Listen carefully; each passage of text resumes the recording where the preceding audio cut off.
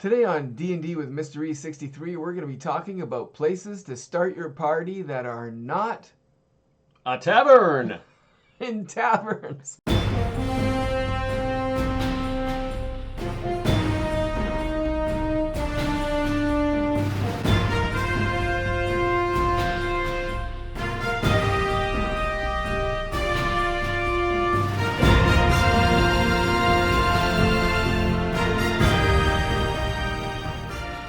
My name is Mr. E63. I'm Frosker Pilgrim.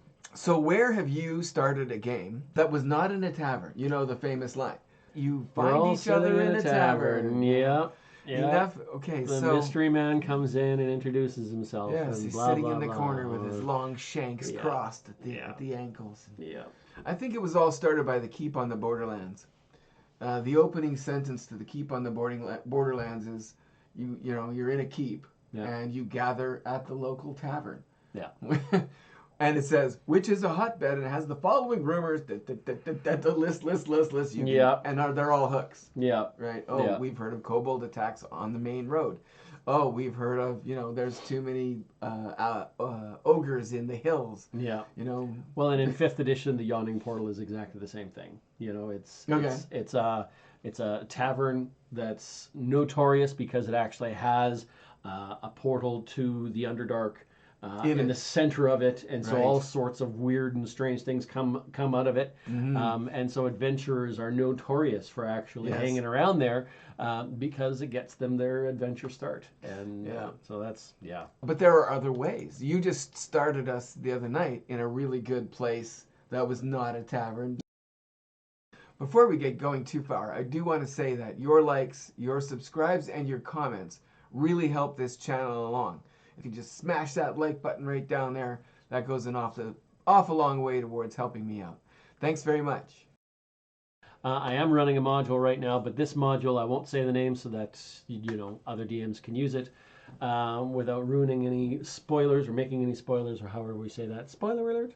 But you start off in a prison where you've been captured and everything goes black, and the next thing you know, you're in a prison in the Underdark. And you have to find your way out. You've been stripped of all your trappings. You're in nothing but your small clothes, and the first couple of days are actually spent just doing hard labor. So that's been I'm a player in that round, so that's been a lot of fun. Yeah. I started a character group one time. It was a new game, and they were in prison, and so everyone had to have some kind of reason for getting into prison in their backstory.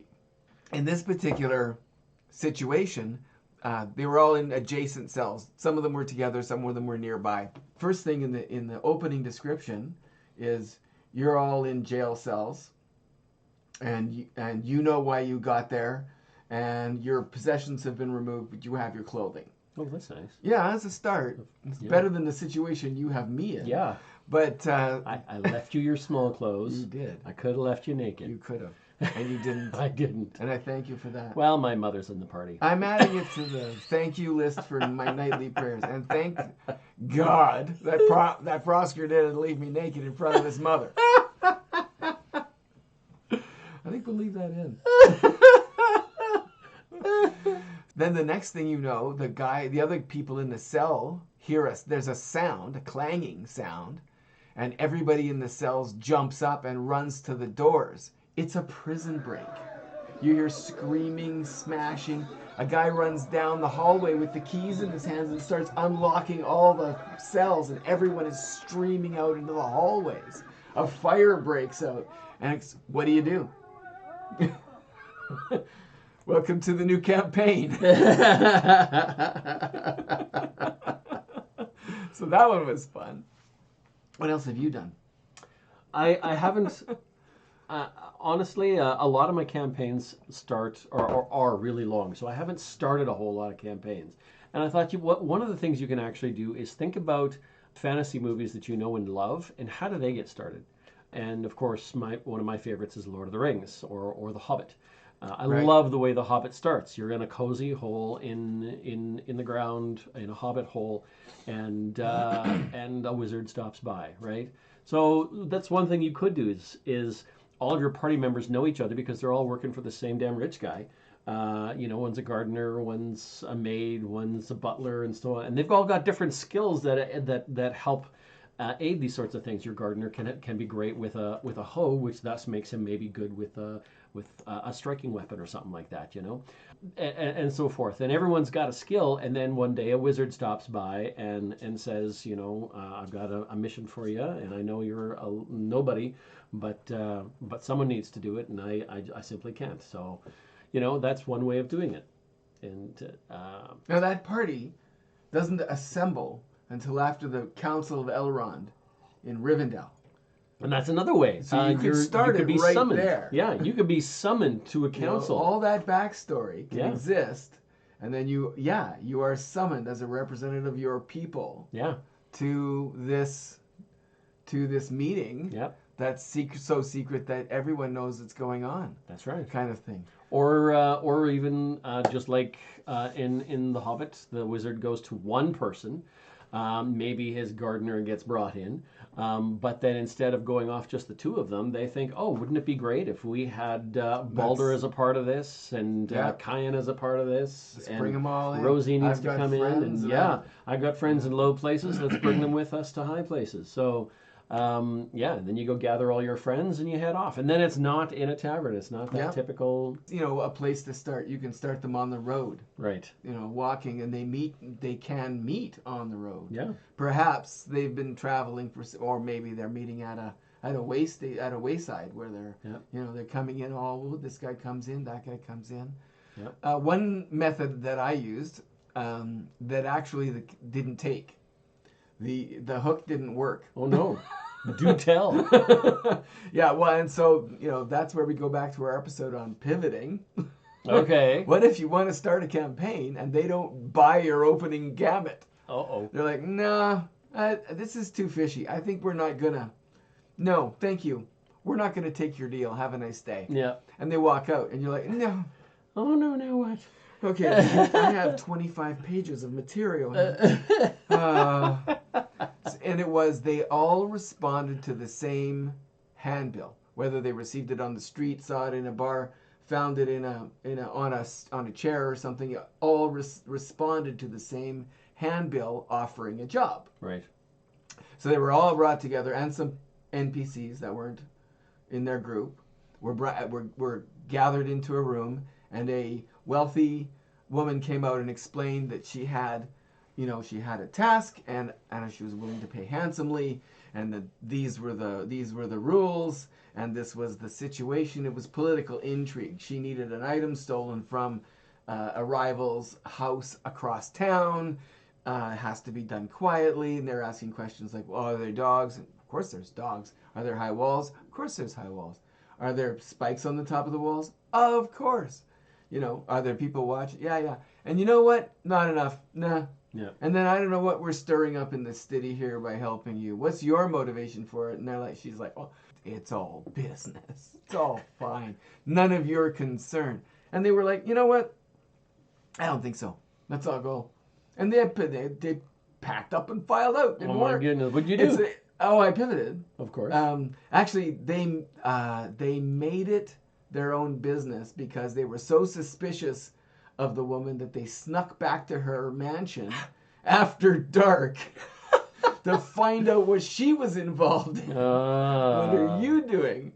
And they snuck in, and then they found some documents that gave them the address of the place that they were going. So then they went to find his stuff. And the hook and the big next step in the campaign was a magical item that he had. And then once they had it, they didn't want to turn it into anyone. And then it attracted a magician. They took it to a magic shop. Yeah. Right. And the magician was like, "Oh, where did you get that? That's an interesting artifact." And so they inadvertently ended up doing everything. Yeah, anyway. they ended up doing what they needed to do, but they went about it a different way. Right. So I guess they successfully started the party, not in a bar. Yeah. So they did start, and they did end up going on the big quest to find out what the gem was for and how it interacted with. No, another thing to do is to keep in mind that while you are running a game of adventurers, they don't have to start off as that. Another, there's the reluctant hero. the reluctant hero, or maybe they're in it for the trope. money, right? So instead of starting in a tavern, you start in a mercenary club or something like that, a mercenary guild. And so you're as you get stronger, you get bigger things, and then maybe by the time you get to level 3 or something like that, suddenly the big bad comes to town, and you get tossed into this adventure whether you want to or not. Exactly. So, so that's an excellent way to start. Yeah. Is to put your characters into a contract. Yeah. That kind of thing happened in the opening to Baldur's Gate, where we were contracted by the Flaming Fist. Yep. Semi against our will, but that's another example. So another way to start a party, and I actually haven't played this, I've only thought of doing it, is to put the party into a situation, an encounter essentially, where they have to save each other, or they'll probably all die. Right. Like the gate has been breached. They're standing just outside the gates. The gate's been breached, and they have to put their backs together and fight as a team. Yeah. Now usually you kind of need something else to drive them on. So you've got to drop in that fight. You would have to drop the campaign hook. Right. Either it's something somebody says or an object somebody drops or something like that. But you'd have to, otherwise they'll just go, "Thanks for saving my life. See you at the bar. Can I buy you a drink? Let's start this campaign in the bar." Yeah. Yeah. Which is what we were trying to avoid. Yeah. One of my favorite campaign hooks, walking as a group on your way to the next town or whatever, to see if you can find some adventure and fortune. Mm-hmm. And along the road, suddenly there is a loud clanking noise from the sky. You look up, and an enormous anchor is falling out of the sky, directly towards the party. Everyone scatters. It hits, obviously, a short distance away, not right on the party. And it's an anchor from a ship, from a boat, and it hits the ground and embeds itself in the earth. It's fallen from an enormous height. Whack! Dust goes flying. Everyone's like, "What the?" And the dust settles, and there's a chain that goes up into the sky. You can't see where it ends. Oh, do you climb the chain? Do you climb the chain? Jack in the anchor stock.